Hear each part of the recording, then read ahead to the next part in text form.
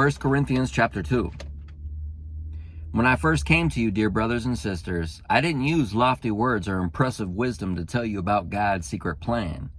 For I decided that while I was with you, I would forget everything except Jesus Christ, the one who was crucified. I came to you in weakness, timid and trembling, and my message and my preaching were very plain. Rather than using clever and persuasive speeches, I relied only on the power of the Holy Spirit. I did this so you would trust not in human wisdom, but in the power of God. Yet when I am among mature believers, I do speak with words of wisdom, but not the kind of wisdom that belongs to this world or to the rulers of this world, who are soon forgotten.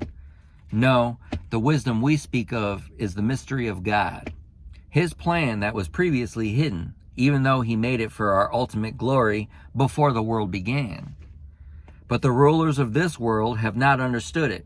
If they had, they would have not crucified our glorious Lord. That is what the scriptures mean when they say, no eye has seen, no ear has heard, and no mind has imagined what God has prepared for those who love Him. But it was to us that God revealed these things by His Spirit. For His Spirit searches out everything and shows us God's deep secrets.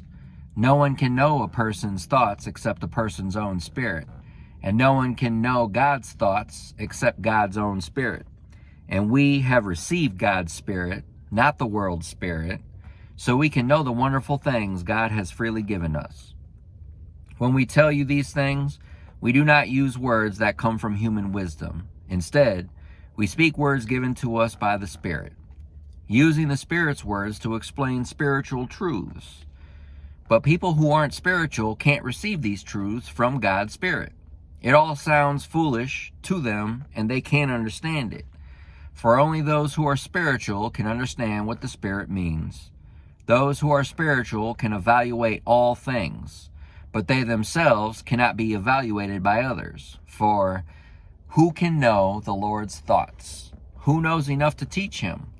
But we understand these things, for we have the mind of Christ.